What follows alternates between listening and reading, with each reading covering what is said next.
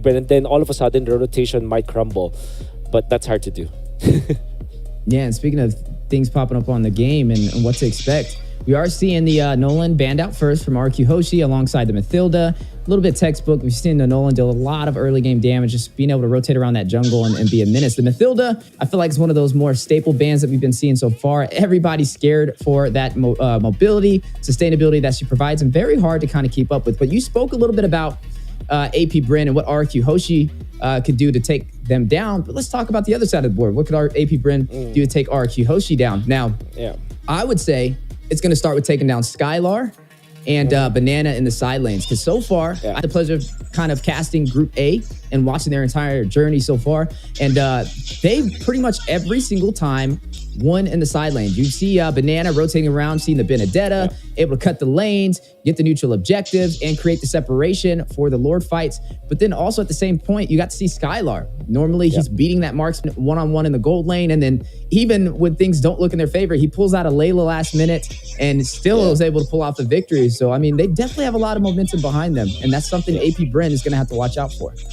And this is the thing for RQ Hoshi. They have Coach Bren now working for them as their head coach. Obviously, a very important tool in deciding these drafts. And him knowing what AP Bren's wiring will be, that's a very interesting dynamic. Surely there's a new coach in town for AP Bren, so maybe the dynamic will be a little bit different. But the fact that for Coach Bren, he knew from the start what made AP Bren successful, especially during the M5 World Championship, where their draft was really tailored to make it work for Kyle TZ as well as Super Marco, right? So that could be the dynamic.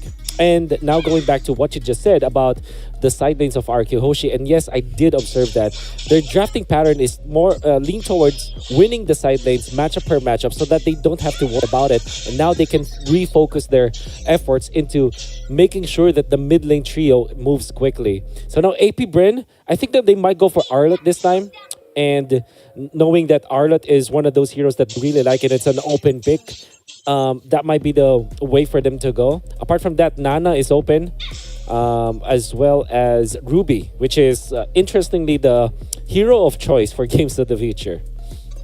You know, and speaking of things that are interesting, some smart drafting from RQ Hoshi, right? I mean, we got to see AP Bren. They were favoring the CC in majority of their games so far in Game of Futures. So they went ahead and took it away from them inside of this first pickup. And then to top it off, we kind of look at their ban so far. They banned out the Navaria, one of the hottest picks so far over there for AP Bren, and taking that off the board is going to kind of limit some of the heroes that we've seen them shine on so far in Game of Futures 2024. But there's still another pick out there that was the Faramis being slotted up, so they will have that sustainability that they're looking for, and then some good frontline composition as well, as they are going to lock in the Baxia. Yeah, a very interesting choice here for AP Bren, going in straight for the utility jungler. Obviously, the Nolan as well as Joy is out, but their choice now is go for what works, right? So we're not yet over the phase of the utility junglers. We're not over the Fredrin, Baksha, Martis triangle that we have. As long as Joy and Nolan are both banned out, there's really no other merit for teams to go for non-utility junglers. Now, one hero that is very important here is the Faramis. Because you're already opened up with the CC, that means that you can't have access to other XP laners that can actually take down the H bars of this Faramis or the extra HP from the ultimate. But Lilia is a great answer. And this is really such a Bren pattern. Like, pick up the Lilia, match up against the Faramis. We're all back in the M5 meta. It's just that CC is on the table. Yeah, CC definitely being on the table is going to create some problems. Now, looking at AP Bren, I mean, they got the sustainability, they have the crowd control, they have mobility provided from the Boxy as well, and some great, strong frontline compositions. We're going to have to see who they put in as the marksman. Now, speaking of the marksman, we've been seeing Super Marco kind of dominate. He's been running the Claude, the carry. We also got to see him on the Brody with some great gameplay. All three of these heroes inside of his hands are a problem, and we'll need to have some answers. But speaking of answers, they're going to throw some more CC and sustainability into the mix. AP Bren picking up the Ruby. Now, that's definitely going to be something that could give RQ Hoshi a problem. Yeah. This is a hero that can step into the bush, maybe tank some of the glooms coming up from Lilia, although not fully. Doesn't really care about pokes. Because if you're looking at RQ Hoshi, right, just with the two heroes, with CC as well as Lilia, they have a lot of damage, but they're not burst kind of damage. And I mean, you can argue that for the Lilia if you set up properly. But if you think about it, it still is under the stereotype or the archetype of poke, right? Maybe the only steer coming up from Arkehoshi is the Tyroth, which makes a lot of sense against the Baksha. But if you're looking at AP Bren, because they're a sustained lineup, pokes will not work. Maybe Arkehoshi will look for big bursts from their marksman now. So maybe they closed this out with a carry, for example, or somewhere along the lines of a Nathan, actually, which I'm not entirely sure if Haruki Hoshi have played or mastered before, but it is a hero that you can actually put here against the composition of AP Bren because it's a Faramis plus the Ruby as well as the Baksha. You would assume that this could be a front-to-back kind of composition coming up from AP Bren. Yeah, definitely could be a strong answer. I mean, the only other marksman that we haven't seen, actually that we have been seeing, I would say really Mage, but ran in the gold lane position. We did see them pull out the Hera. A lot of teams have been banning that away from them.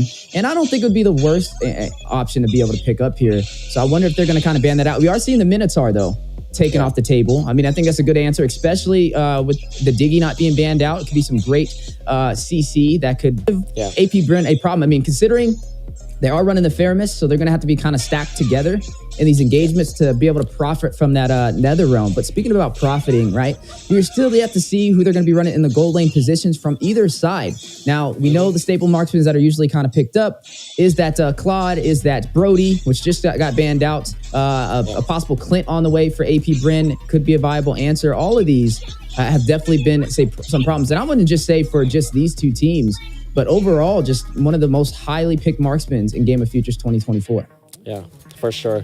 And that could be a priority now for AP Bren. Maybe they pick up their marksman now because they want to keep the Ruby's flexibility from Rome as well as EXP. Maybe they snatch the Nathan, actually, because it makes a lot of sense against CC in a way against this Lilia because you can really dodge that so easily. And then it's a hero that is okay if there's like poke from the other side. But instead they go Pakiro instantly from AP Bren. That confirms the Ruby from that's going to be the Rome role here. RRQ Hoshi needs a little bit of burst type of marksman, right? So they banned the Brody. Maybe they go carry, but carry is generally not the hero against a Faramis. So I'm thinking like Beatrix or Nathan actually from RRQ Hoshi. I'll throw one more at you. Maybe even throwing in the Bruno may actually slide in here. They've definitely been kind of going in on that. And I wonder which way it's going to go. I think burst potential is definitely what they need, especially against a strong frontline composition. I mean, you have the Ruby, the Baksha. Yeah. Oh my goodness. Skylar again. It's because you have the richest caster on the desk. That's what's going on. $1 million caster, what? $1 million Layla. No. Oh my goodness. I can't believe that they'll do it against Bren. But it worked before. It is a great laning, generally against most marksmen, just because of the range. And then they go Kufra. All right, so they force RQ Hoshi to really dig into the bag of tricks of Brusco now. And maybe this is something that I'll talk about later on. Look at AP Bren's last two bans. It's Haka Brusco. They're minimizing what Brusco can play, forcing him to go for the Kufra.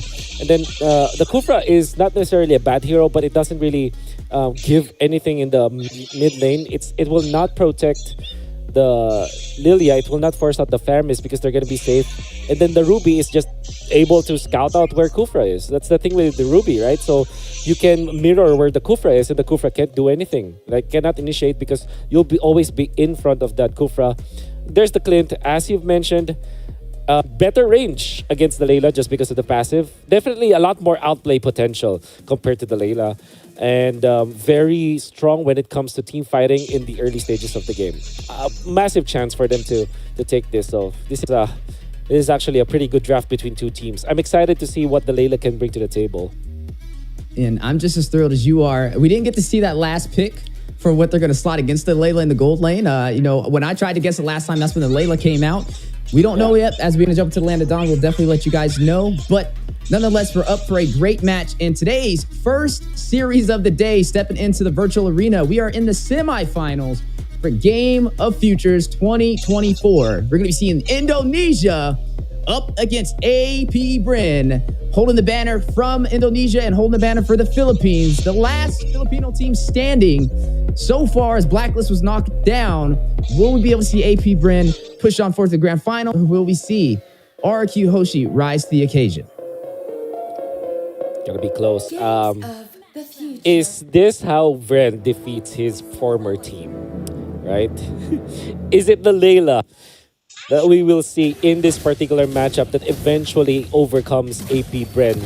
We'll be able to find out. For now, I'm looking at the matchups in all of the lanes. First off, Clint versus Layla.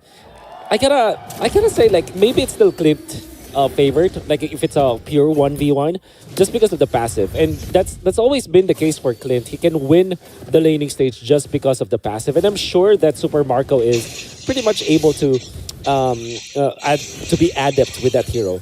Now we're looking at the other end. It's Paquito going up against the CC. Now this is like very tricky. It still is matchup based, but I gotta say it's probably is CC favored in a way that it's easier for the CC to duel against the Paquito. It's not a win per se, but it's a much easier for that one. But now Few, Yeah, it's going to rush in a little bit of damage in the mid lane. I love how you kind of broke down some of these matchups, right? I mean, when we're looking at the Layla, we know it's a really late game damage dealer that can close the game out if you let her kind of get those items. And also, I always like to call it a glass cannon, right? Very squishy in the beginning, easy to kill if you can dive. And that should be a focus for AP Bren if they do want to shut down Skylar, because, I mean, we all seen how this played out before, right? So can AP Bren be the difference and not have the same thing happen to them? As you are seeing a big clash in the mid lane, not able to connect with the Abysm Strike, but some early aggression from RQ Hoshi.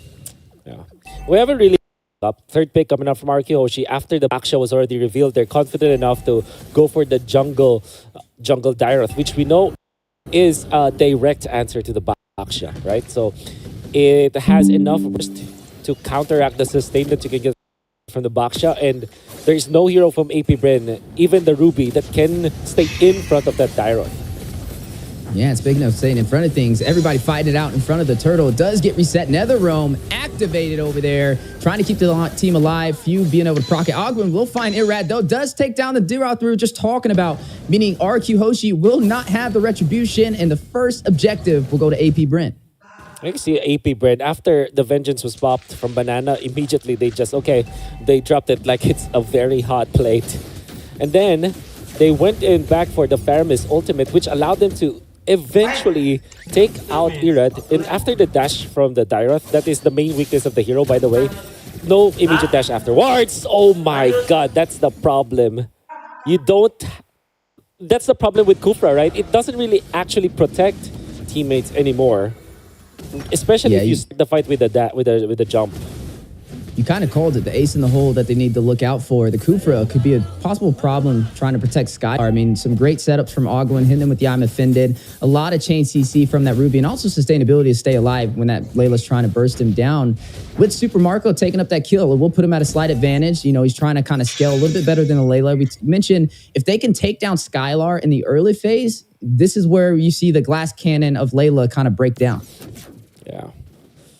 You see the Ruby as well coming up from Ogwin, not even needing the flicker in that moment. That's gonna be hurtful for RQ Hoshi, but that's also something that Brusco has to learn from now. He has to really delegate himself and his skills to save his teammates and not initiate for now, because they don't have that license to start the fights. Maybe if they have the conceal already, that's when they can probably make a play out of the Kufra. But for now, your duty as this Kufra for Brusco is just for protecting your teammates. Yeah, and I mean, speaking of protecting teammates, I mean, we did see it go to a 30-minute game the last time RQ Hoshi had the Layla. So even though they were kind of getting a lot of objectives taken from them and having a hard time, they were able to still sustain themselves until Skylar had all of those items necessary. And then he was able to get the game winner to close out the game. So AP Bren, even though they have the slight advantage, 2 kills up, we need to see them kind of close it out. That's where Deus Fuchs kind of struggled up against the Layla. Even though they dominated in the early phase, in the mid game, they just couldn't close the game out. And then that's when Skylar came alive. But right now, AP Bren sitting really good in the early phase of things. If you look back 20 or 30 seconds ago, you can see AP Bren's micro rotation, wherein they went in for the crab play and they gave it to Super Marco. But now they're dash in the middle. Yeah, big knockup for the stun, hitting Kyle TZ and Few, forcing out the Netherrealm, keeping the team alive. Abysm Strike, not going to deal the damage Irad was looking for. And back to the purple buff he goes. Vengeance proc by Banana, very low, will disengage into the mid lane.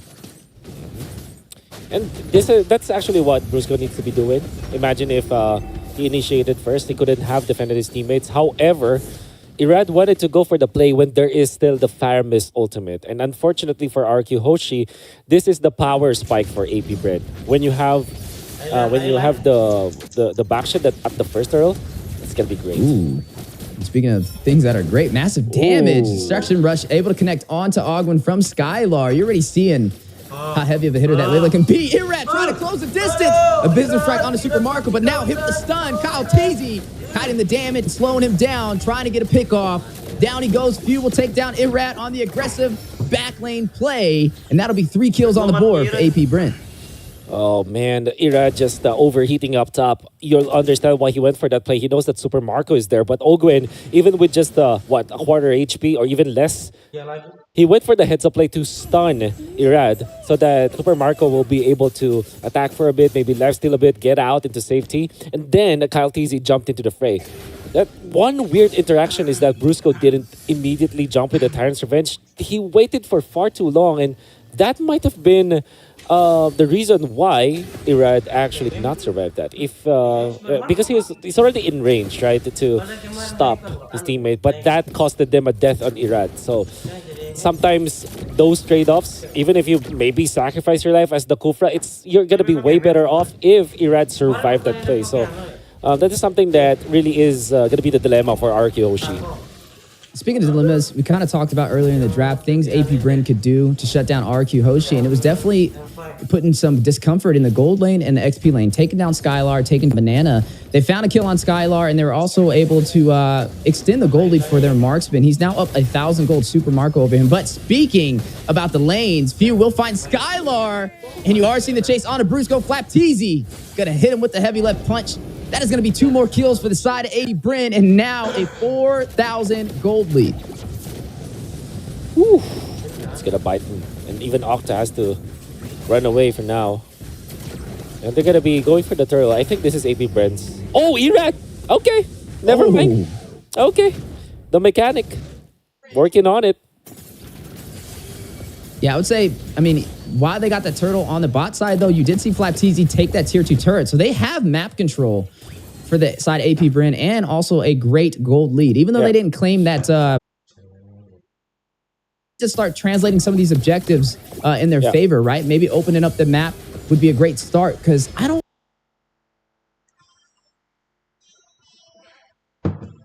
know if AP Bren's the type of team that's going to let them take it to a 30-minute game. To commend AP Bren from their previous rotations. Like every rotation, be it micro or macro rotation, benefits the team in general.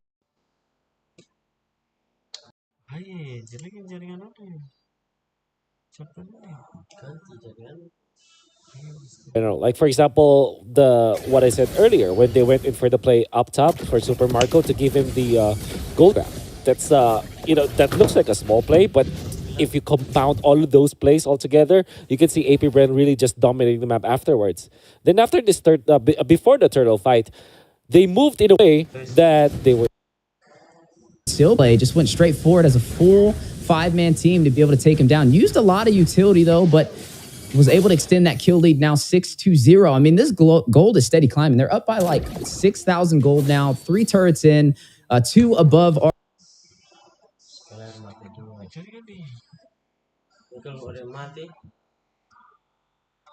RQ Hoshi. RQ Hoshi has yet to find a kill so far in this entire game, as we are hitting that 10-minute mark. A little bit of a struggle in today's matchup. But like we said, RQ Hoshi, when they pick up the Layla, they're banking on the late game. We know we're going to lose a little bit in the early phase, in the mid phase even, but if we can hold off, they can turn this around. But AP Bren, like you said, going straight for the head, cutting the head off the Serpent. What they're looking to do, trying to shut him down. You are going to see big setup though. Banana taking the half HP. Kyle TZ going in for the kill. Flap TZ joining him. We'll take him down. Netherrealm to keep AP Bren alive. Flap TZ will find Irad with heavy left punch. 2 members falling for RQ Hoshi, and the Lord Pit has been controlled by AP Bren. But can we see RQ Hoshi turn this around? No.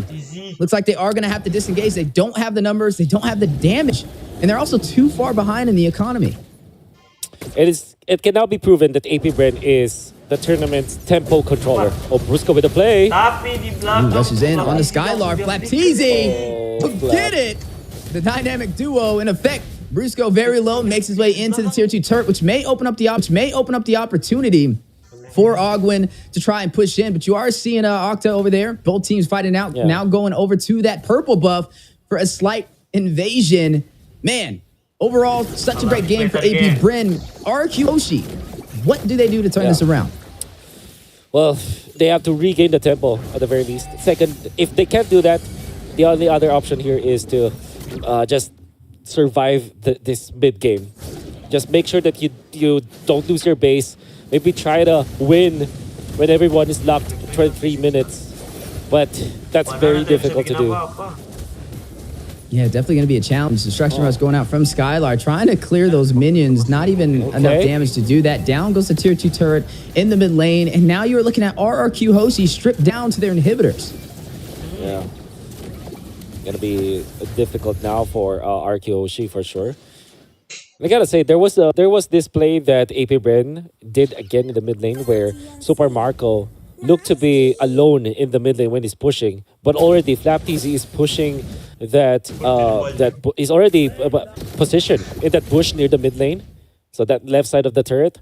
That's why even after the initiation coming out from Brusco with the Flicker Tyrant's Revenge, and we know that Octa is there for damage, AP Bren was prepared. This tells us that whatever AP Bren is doing, they're doing a buddy system, or at the very least they're making a macro play for it. In that specific case, like look at the bush that KaoTZ is holding. And if somebody shows himself in the mid lane,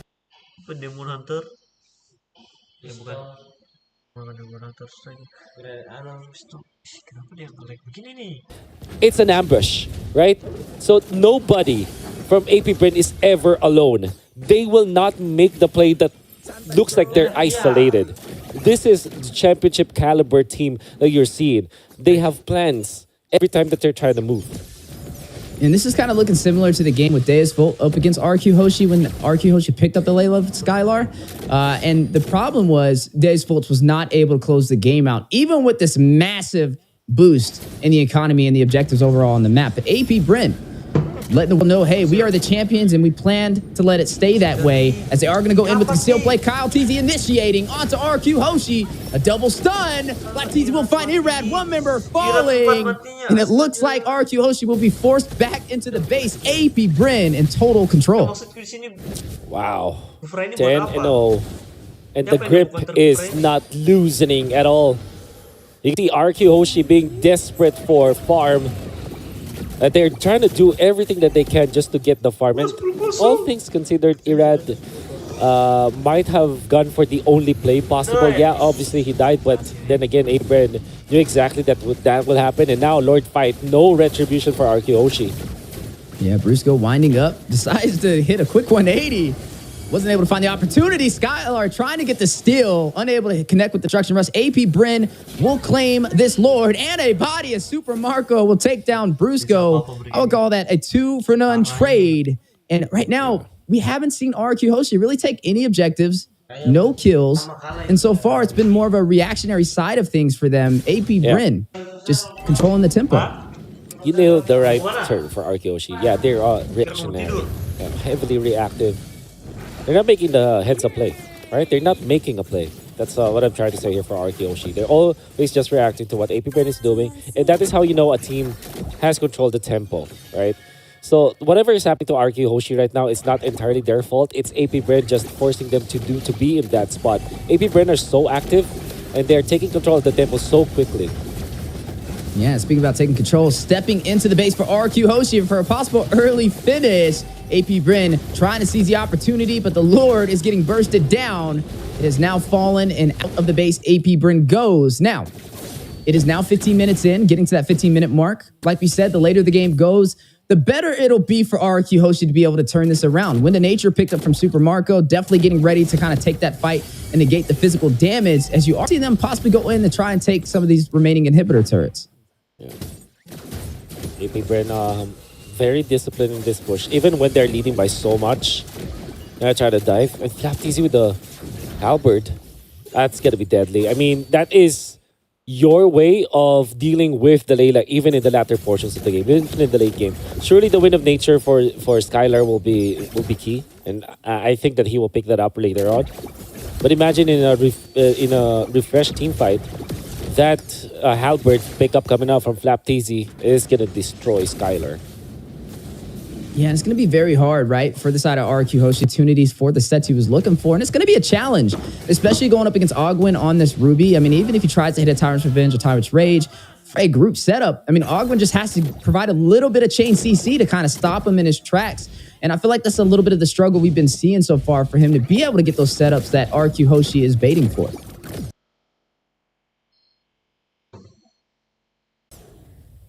Yeah, I'm coming up of ways for Arkeoshi to come back from this game.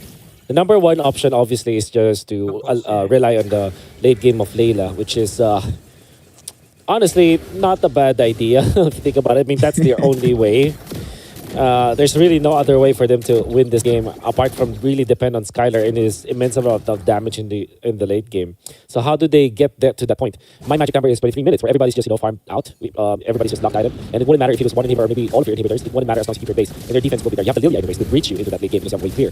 Then again, will AP Bren allow that? Because so far AP Bren, they have now the luxury to go for banana. Yeah, gonna go ahead and do the banana split. Super Marco taking him down. Ice Cream Sunday. We'll be able to find one member of RQ Hoshi. Try to get that contest on that last minute Lord still. Didn't really work out in his favor, and that's gonna put RQ Hoshi in a disposition in this team fight. I really questionable play coming up from Banana, going for that. I mean, they have already conceded the Lord. It didn't have to really look into that Lord, knowing that there's a lot of catch from AP Bren. You have Kyle TZ, and you have Ogun with the Flicker and Flap TZ. Then you're a CC with only one legitimate dash. So, really questionable play coming up from Banana out there. Yeah, and AP Bren holding the banner for the Philippines, try and find their first game of the day up against Indonesia or RQ Hoshi.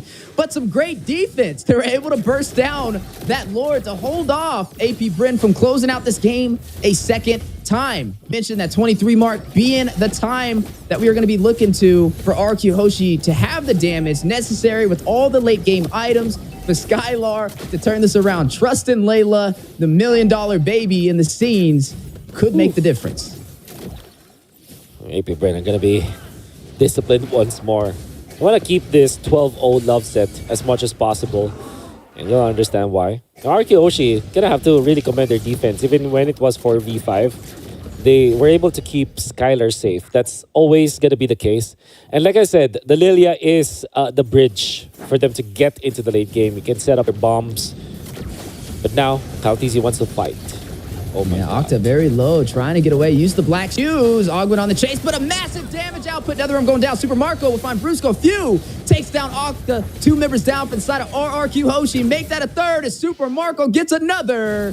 Is going to go ahead and shut down Irad, leaving Skylar and Banana, the side laners who've been dealing so much damage in Game of Futures 2024 by themselves. AP Bren, Kyle Teasy will shut down the $1 million baby. Skylar will fall. Banana trying to get away, but running the wrong direction. Looks like he won't be able to contest. They're just going to let him get out of there. He's not going to be able to recall back. Few still will get the kill in a full wipeout against RRQ Hoshi. AP Bren takes game number 1. That is a clinic from AP Bren. This is how you win as a team.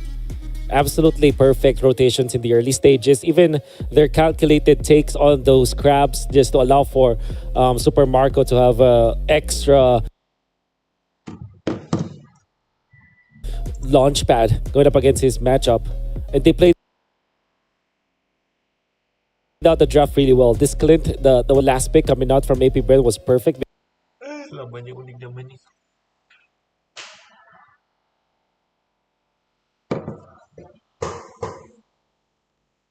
Because it solved that Layla problem when it comes to the laning stage. Make it really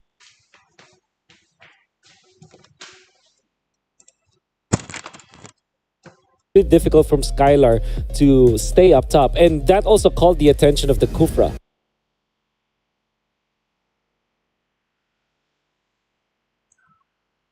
And we can see through the highlights how that happened again. Look at them go with the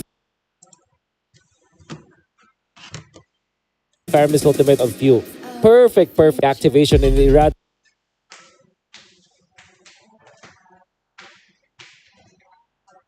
Was already in behind enemy lines. You can see Brusco just charging up far too late, and that allowed Few to catch up. Few was able to take out Irad. And these indecisions coming out from RQ Hoshi just really bit them in the end. Yeah, I mean, AP Bren just having such execution. You see Few taking out Skylar. Brusco having a hard time finding those sets the team was kind of relying on and didn't really have the easiest composition to be able to pull it off, especially having to kind of protect Skylar on the Layla. Some great domination inside of all the neutral objective areas, taking the Lords, taking the Turtles, and also being able to invade and claim majority of the turrets with little to no problem. Like you kind of mentioned in the beginning of things, RQ Hoshi was very reactionary, just letting the AP Bren dominate, and it didn't really build up to a turnaround that they were looking for. And I think they were kind of banking on AP Bren playing a little bit similar to Deus Volts, not being able to close it out toward that before that 23-minute mark, looking for that power spike. But unfortunately, that plan did not work in their favor, and AP Bren letting the world know, hey, we're the world champions. We're the last team standing for the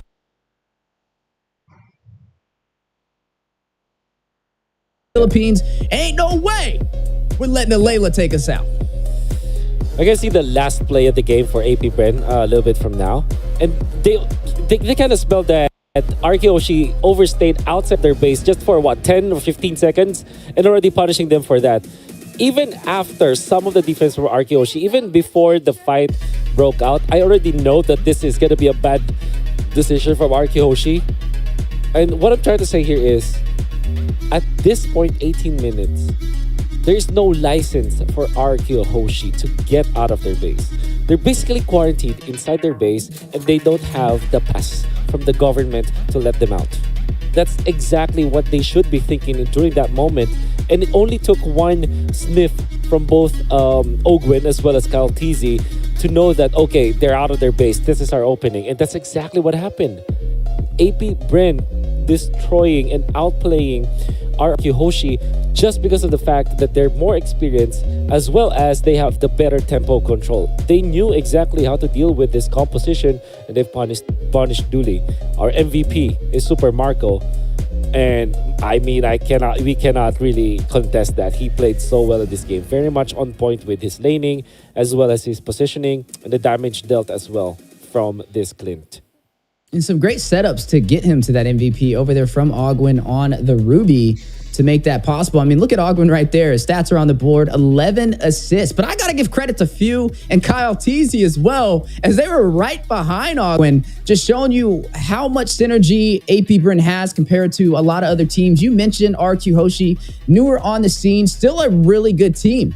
They've been taking the world by surprise, and I know Indonesia's proud on how they've been performing so far. But AP Bren, they're the world champions, right? They definitely have been playing a little bit longer and have earned that title from M5. And they don't plan on going down without a fight. Now, that is only game number one. This is a best of 3. So there is still a chance for RQ Hoshi to be able to turn this around. But I don't see them pulling out the Layla again. I don't really think it worked out. I feel like even if they went in with Brusco on a different roamer,